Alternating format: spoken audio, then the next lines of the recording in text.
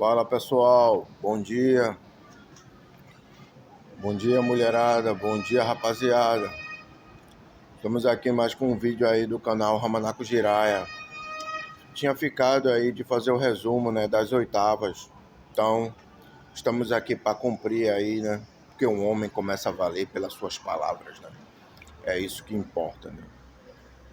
Então vamos lá adiante.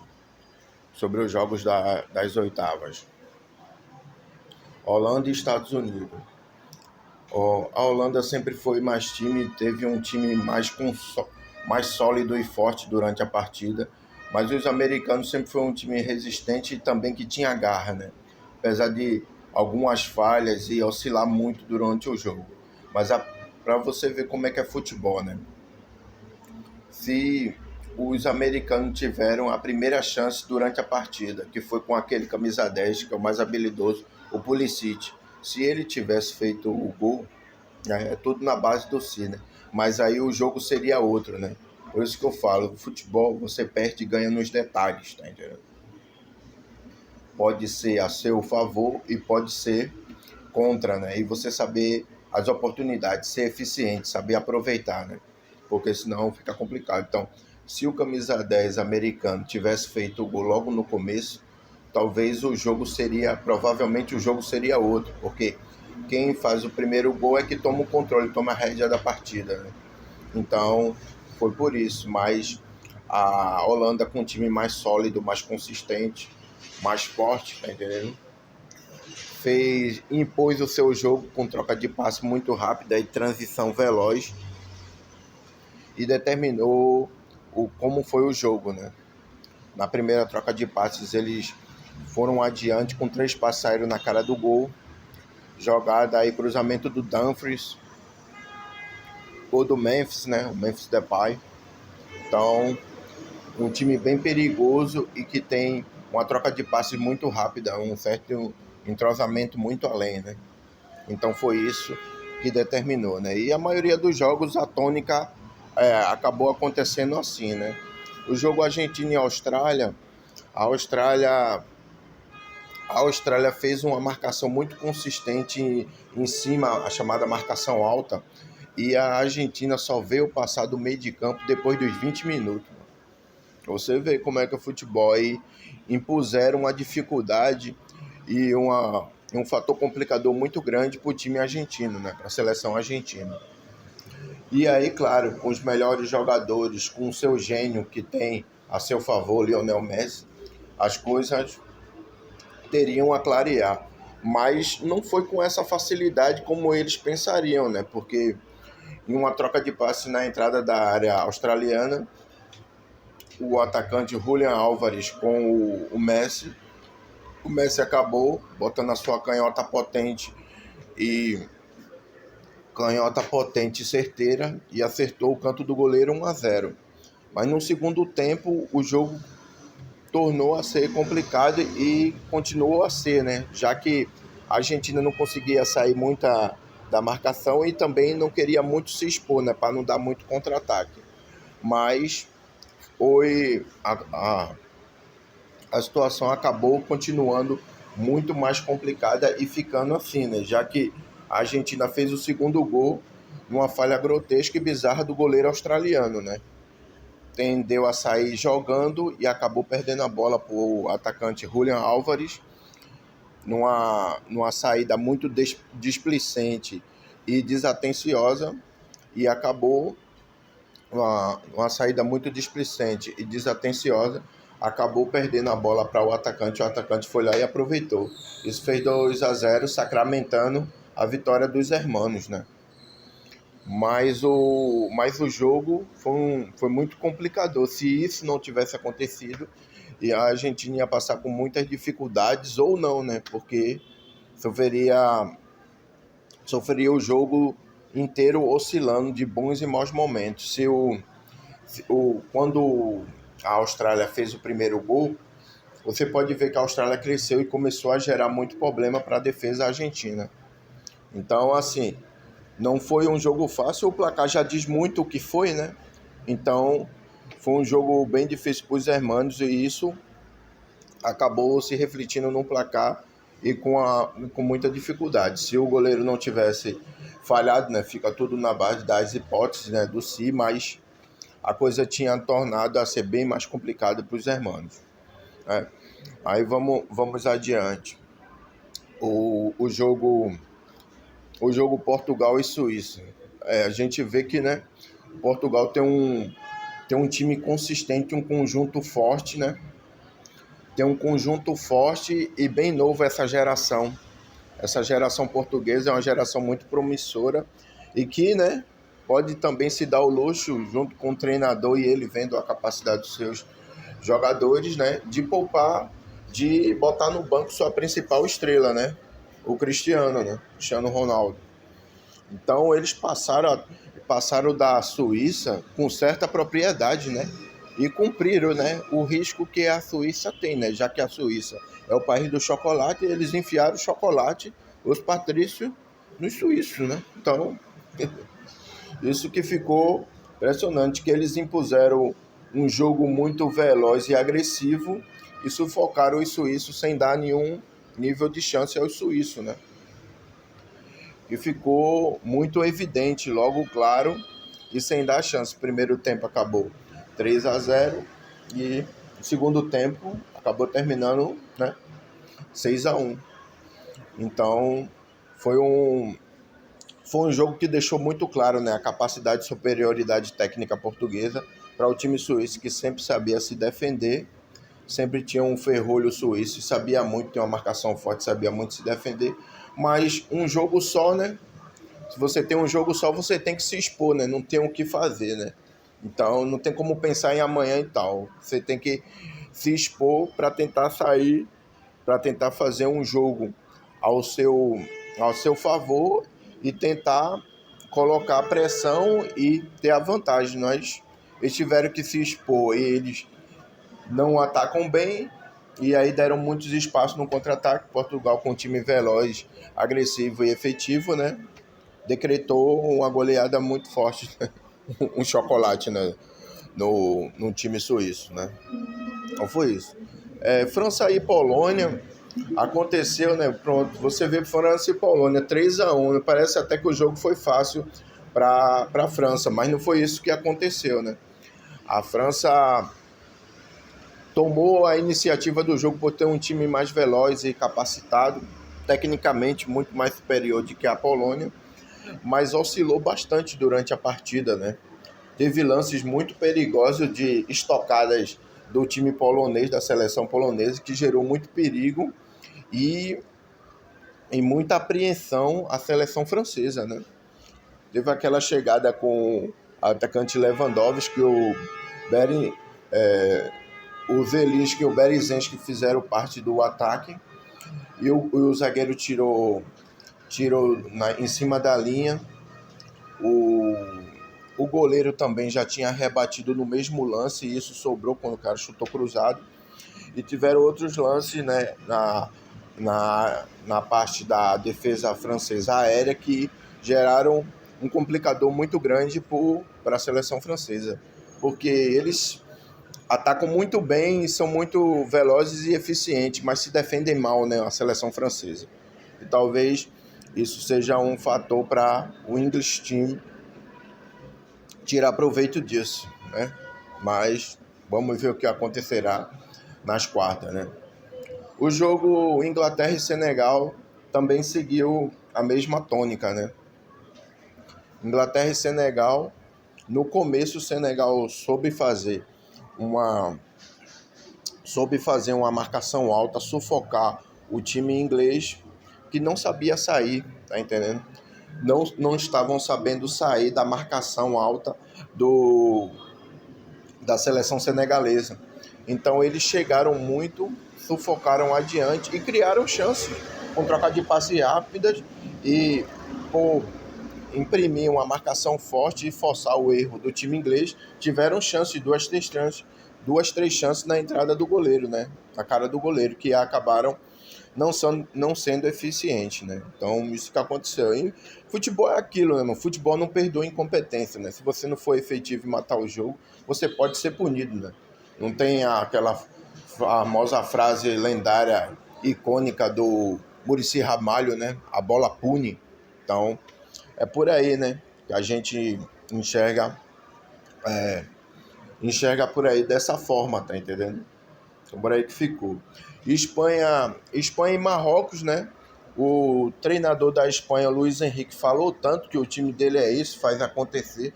Talvez ficou muito deslumbrado pela equipe que tem, né? Pelo primeiro jogo que teve, né?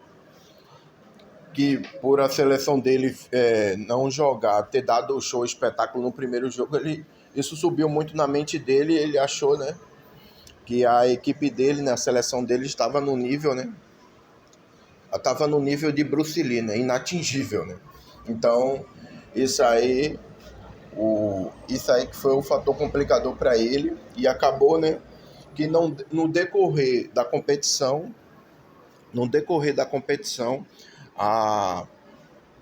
o nível da Espanha foi caindo, né? Decorrente dos outros jogos, né?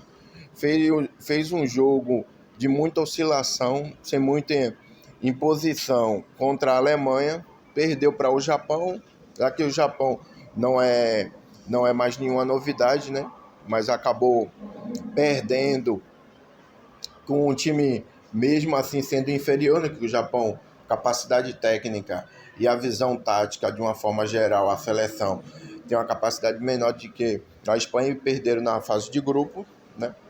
Então isso acabou gerando um certo deslumbramento e um conforto tanto para o treinador como para os jogadores.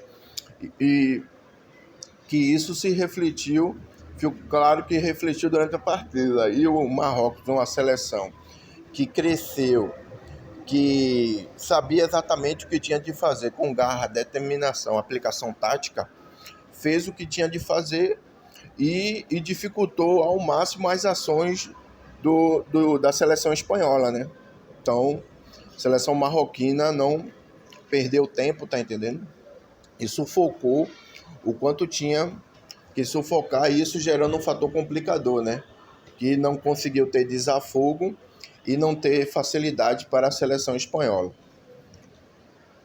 Então, eles conseguiram, com certa aplicação e dosando, tirar toda a capacidade técnica e os espaços da seleção espanhola, que acabaram levando para os pênaltis, né? Mesmo antes da prorrogação, levaram para os pênaltis, e aí os pênaltis você já sabe, né?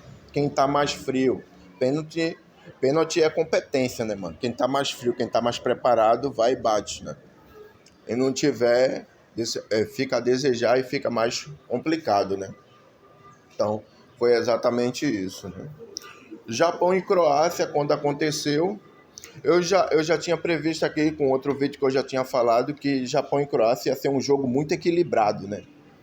E seria um jogo muito equilibrado porque o futebol japonês está numa ascensão e numa evolução constante, e a Croácia tá aquele time, tipo, estático, paralisado, talvez até um pouco fadigado com os jogos, que parece que demonstra cansaço, ou às vezes está numa decorrente com a partida. Você vê que parece que é um time que está aéreo, apático, né?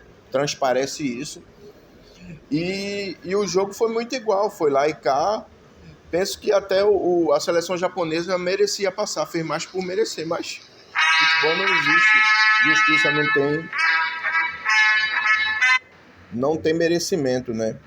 Então você tem que se impor diante do seu adversário, mostrar a sua capacidade, que isso é que vai contar para que você aproveite sua chance e seja eficaz, né? Aquele time, né, inciso, né, agudo, né, que não dá chance, e ser mortal, né, ser letal no contra-ataque nas oportunidades que aparecem, tá entendendo? Então o jogo foi muito igual, tanto na prorrogação como no tempo normal, e acabou indo para os pênaltis, né? E como eu falei, né, o Japão evoluiu em tantas coisas, mas você via a expressão dos jogadores japoneses, eles não sabem bater pênalti.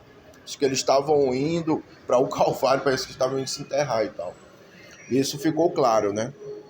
Então, foi por aí que aconteceu. E claro, né, sobre a nossa seleção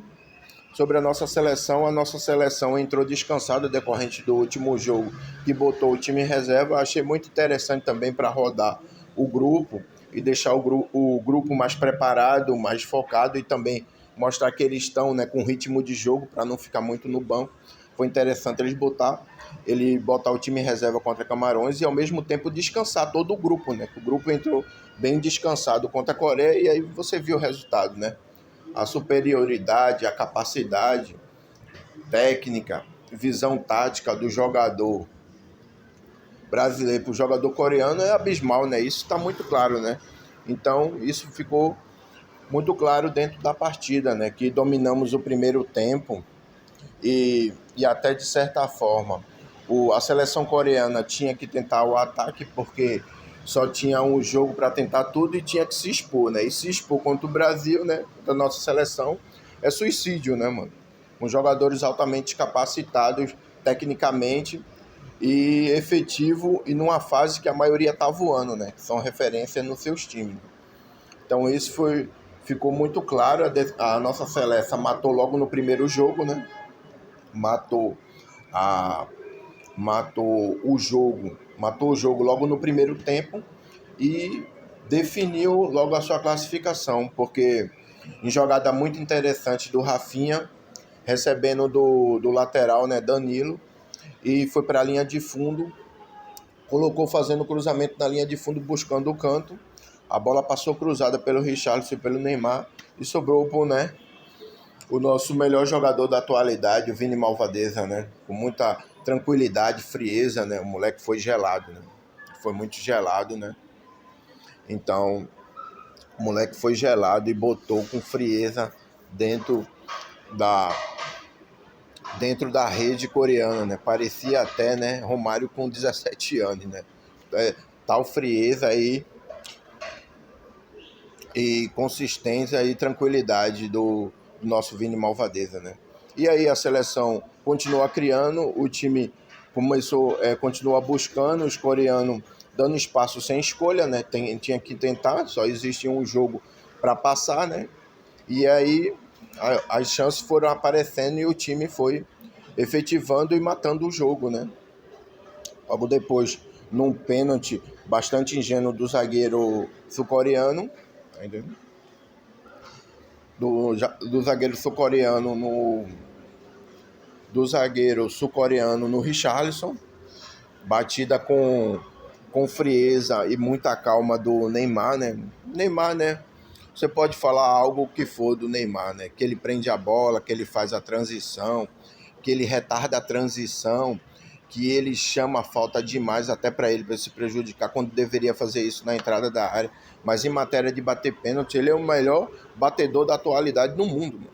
Não tem gente para bater com a precisão e eficácia que o Neymar, né? Então, isso ficou muito claro durante o jogo, né? E aí, fazendo 3-0, a tranquilidade imperou no time, o time controlou o jogo total, né? Deixando claro o que poderia fazer, e aí os espaços foi aparecendo com a nossa capacidade visão de jogo e finalização dos jogadores, foi empilhando chance e fazendo, né? Fez o terceiro, né? Com o Richarlison, né? Acabamos fazendo o terceiro com o Richarlison e o quarto gol, né? Jogada bastante interessante, né? Busca de velocidade, toque do Neymar para o Vini, né? Ele abre espaço, vai para o canto, né? Contorna a marcação sul-coreana e bota com mamão em açúcar, né? Para o Paquetá, né? Que aí é só bater de chapa e tirar do contrapé do goleiro, né? Foi uma jogada genial e cada vez mais o crescimento desse nosso jogador, né? Junto com, claro, com todo o grupo todo está começando a render, o Rafinha está começando a render depois desse jogo. Tomara que venha agora de ascensão constante cada vez mais. Torcemos por isso. Nosso camisa 10, que ele volte e tome isso agora, que isso seja um puxão para que ele, né, com os conselhos que os outros jogadores deram para ele, né, para que ele não prenda muito a bola, até o próprio Ronaldo já deu um conselho nesse sentido para ele, para que ele não prenda muito a bola e não retarde a transição da seleção, e contamos com isso cada vez mais para que a turma, né, para que a nossa seleção cresça, né, e continuar nessa ascensão e nessa evolução constante para chegarmos ao topo, né, que tem tudo, né, estamos no melhor momento e tal. E decorrente dos outros jogos, né, a nossa seleção que passou com sobra, né, como eu tinha falado antes, né, quantas outras tiveram certa dificuldade e um fator complicador que os jogos da partida, o placar da partida não disse que foi o jogo, a nossa seleção passou com propriedade, que decidiu o jogo no primeiro tempo e o segundo só administrou a partida, né? Poderia ter sido mais, mas acabou administrando e complicando, acabou administrando e controlando a partida já com 4. Então foi simplesmente isso. Esse é o resumo aí das oitavas. Um abraço aí, fiquei de passar aqui para cumprir. Abraço aí para os seguidores, para os acompanhantes do canal Ramanaco Girai. Seguimos adiante. E aí depois vocês podem botar aí no comentário aí qual o placar aí no começo aí das quartas, né? Brasil e Croácia. Torcemos muito. Eu acreditando aí uns 3-0 para a seleção. Tô otimista, tô bastante otimista. Valeu. Um abraço aí para todos nós, que Deus nos abençoe, seguindo adiante, bons projetos para todos nós. Firme adiante, que Deus nos abençoe e let's go for more, brothers. Let's go for more and girls. Vamos por mais. Abraço.